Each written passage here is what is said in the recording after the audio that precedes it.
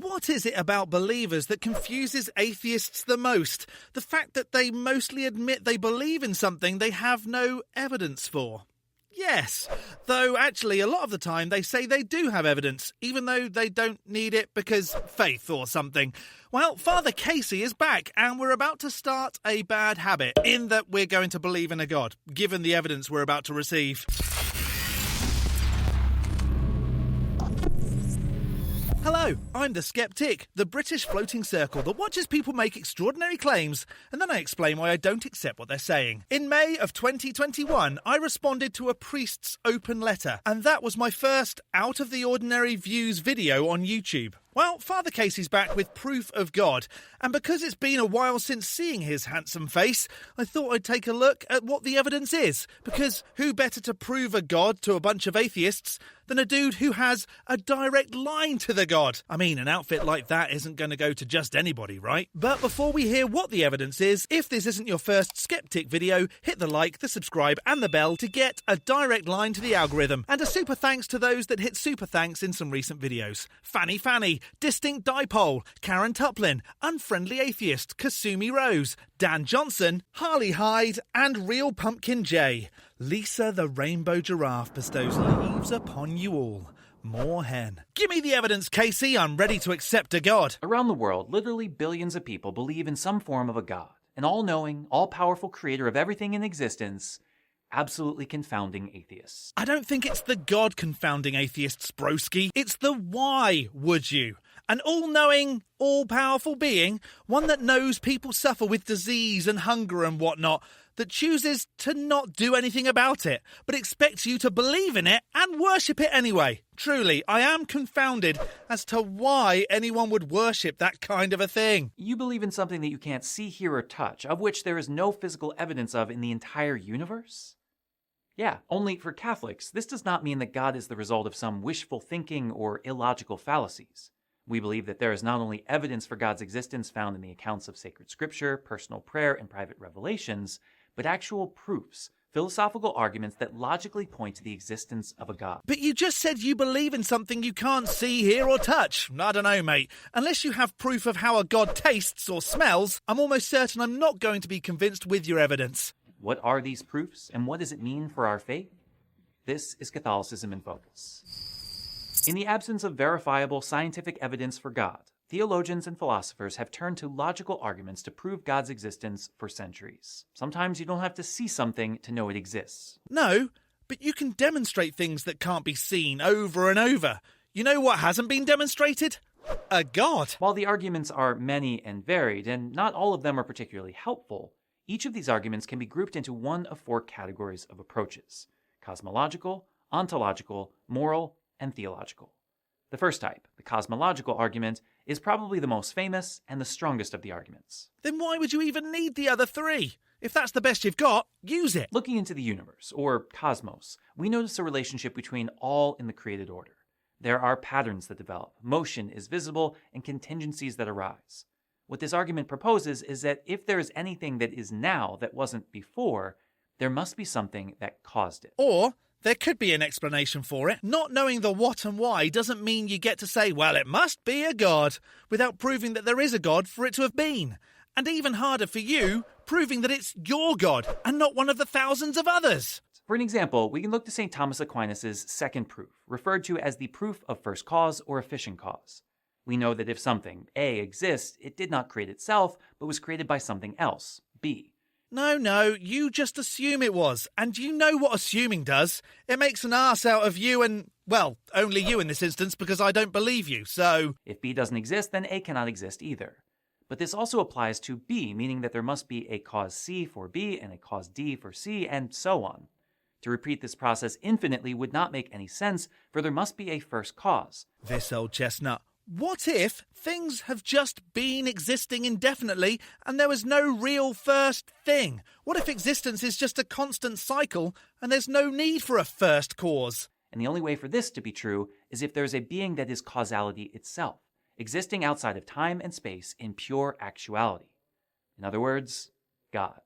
If something exists outside of time and space, how on earth could it ever interact with time and space? And if there was a being like that, Why couldn't it be Lisa the rainbow giraffe, leaf be upon her? Oh, I know, because no one would be dopey enough to suggest that a being that existed outside of the things it created would be able to interact with them. That's why Lisa the rainbow giraffe, leaf be upon her, exists within time, space and matter, and is much easier to demonstrate. You might think of it in more practical terms. Why do you exist? Well, because your parents made you. Why do they exist? Because their parents made them. Why muddy the waters with the word made? It sounds like my folks didn't have an unprotected fest and I was put together by Play-Doh, rather than the result of some biological chemical reactions. No, I wasn't made. I'm not sure if you understand how sex works, and why am I surprised when you're wearing an outfit like that? But when a daddy cell meets a mummy cell, and they interact, baby cells are the result. And so on, and so on. But when would this stop? Before every being, there is something that caused it to come into being, including the Big Bang itself. Everything in existence may have existed in a super dense mass before exploding into everything that is, but what caused that mass to explode, and how did that matter come to exist in the first place? How do you know it didn't always exist? And what happens when you eat too much and keep on eating without visiting the bathroom? Eventually, you're going to explode. Maybe that's what happened before the Big Bang, and perhaps the correct explanation for the existence of the universe is the big shit. Why is there something rather than nothing? There must be a first cause, and the only explanation for this would be a being that has always existed and was never caused by anything else. We call that being God. How is that the only explanation? Maybe you should have said, the only explanation that I accept. St. Thomas uses this line of thinking for three of his other arguments, namely for motion, contingency, and gradation, all pointing to the illogical nature of an infinite regress, to prove that there must be an ultimate mover, cause, necessity, or standard by which everything else exists. A man that lived over 700 years ago is the one we should be listening to, despite having access to much more information now, and the added bonus of some great technology that helps explain, to some degree, the why of stuff. Thanks, Tommy boy. I know you were made a saint, but there's not a lot of information I would accept from someone born in the 1200s. But what if we don't want to look to the world? We want to think about God in God's self. For that, we can look to St. Anselm's ontological argument. For Anselm, it is a logical fact that if there is a God, he must be greater than anything else that can be conceived. If we could conceive of something greater, then that would be God's, not the first thing. Since we're able to state this, we know that God exists, at the very least, in our minds. If that's the case, Debbie the transphobic troll exists because I thought of her. Debbie the troll, minion to Rodney the horned lion, enemy of Lisa the rainbow giraffe, leaf be upon her. Please don't use that as an argument, Brohim. It's dumb. But if God only exists in our minds, then the idea existing in reality would be greater than our conception of God, but there can be nothing greater than God.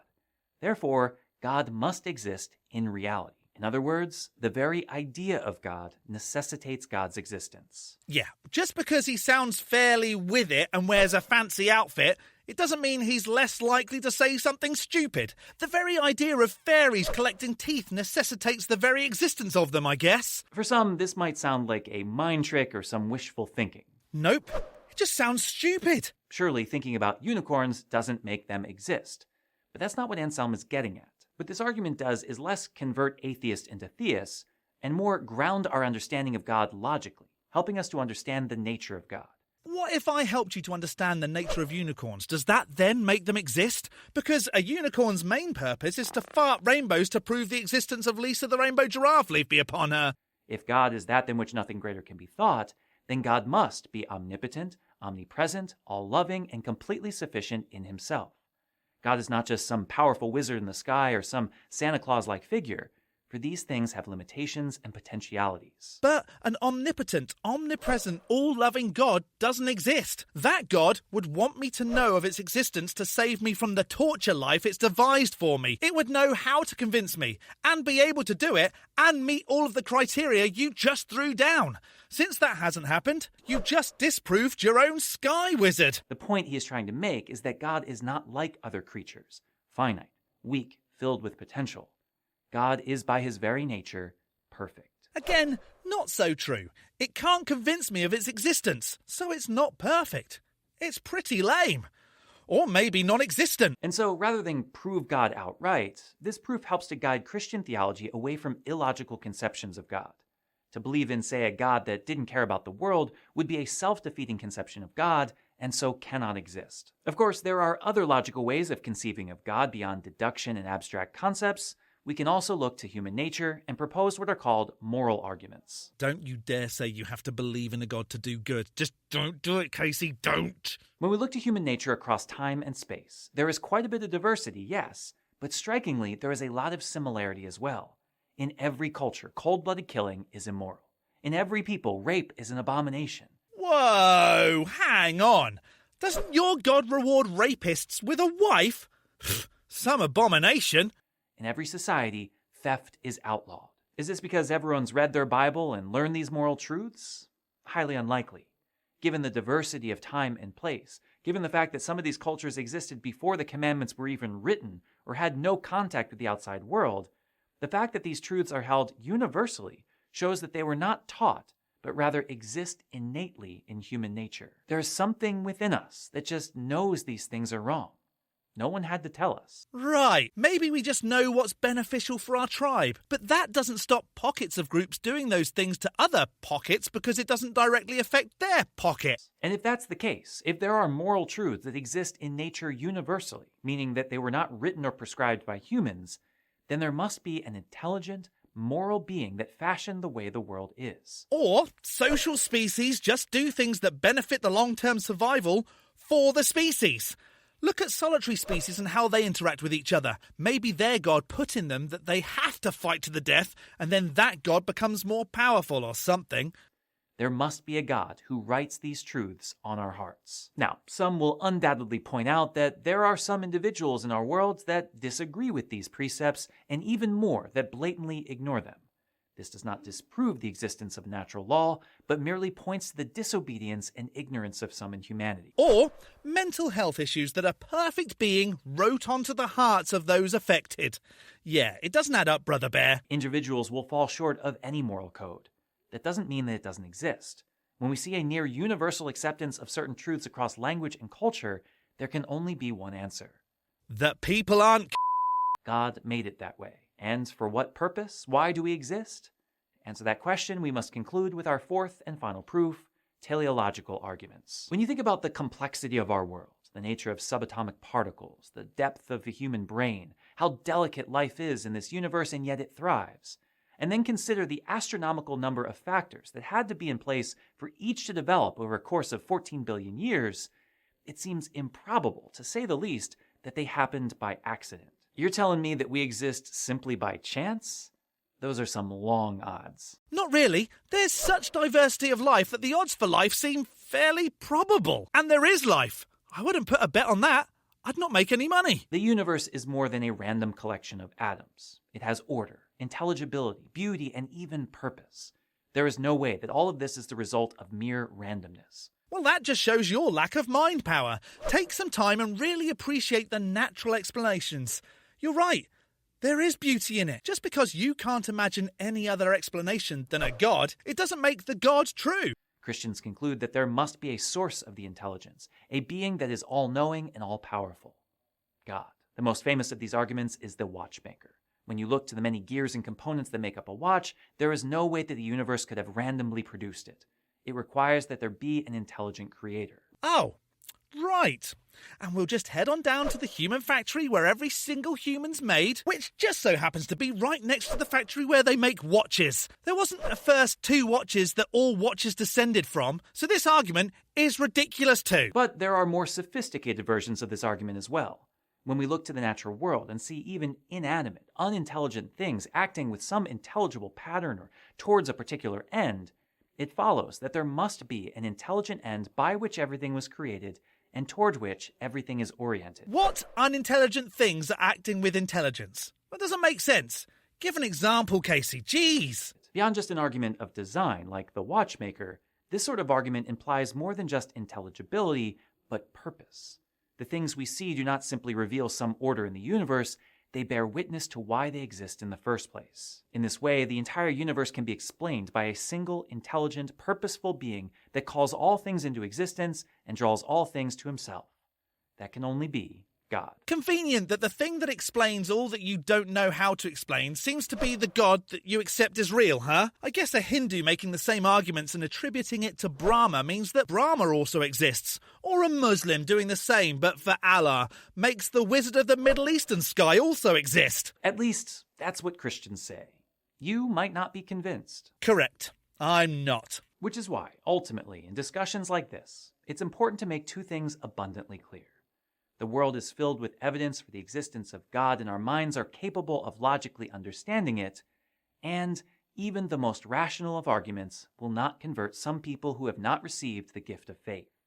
While it is true that the First Vatican Council taught that God can be known with certainty by the natural light of human reason, the Church has never posited that reason alone is enough to know God. Thus, there will be many who will look to these arguments without the light of faith and be unconvinced. Oh, so you said all that, but it's still that you just have to have faith. Well, that was pointless then, wasn't it? Instead, what they offer us as Christians is not a weapon to use against our enemies, but immensely helpful tools to give reason and logic to what we already know and see in the world. They show to us and the world that what we believe is not the result of wishful thinking or the whims of a cult leader, but are grounded in a logical, reasonable, and nearly irrefutable view of the world. I don't know about nearly irrefutable, since that's all I believe was happening here. Sure, maybe not successfully, but I feel like there was at least one good point from my side. So it seems even if you're dressed as an authoritative figure on the subject, you can still say silly things about gods and why they exist. And so I'm happy to say there wasn't a lot of evidence here that convinced me. But you may well disagree and be very convinced of a brown-robed monk's arguments for the existence of an all-knowing, all-powerful, all-loving sky wizard. Let me know in the section below. I'm going to skeptic this as no new evidence for the existence of any supernatural beings. A big thank you to this month's top-level ticks on Patreon. Tamo, the Barely Bearable Atheist, George, Godless Granny, Addy Rockart, the Enixes, Jakari, Elizabeth, Whiskey Tech Fred, Rick and Travis, as well as all the $3 base ticks. You can become a supporter on Patreon too at patreon.com/theskeptic. The link is in the description, along with links to all my other socials. Don't forget to hit the like button and subscribe if you haven't already. From me, the Skeptic, stay safe, keep thinking logically, and ask questions. Skepticism is the first step towards truth. See you next Saturday.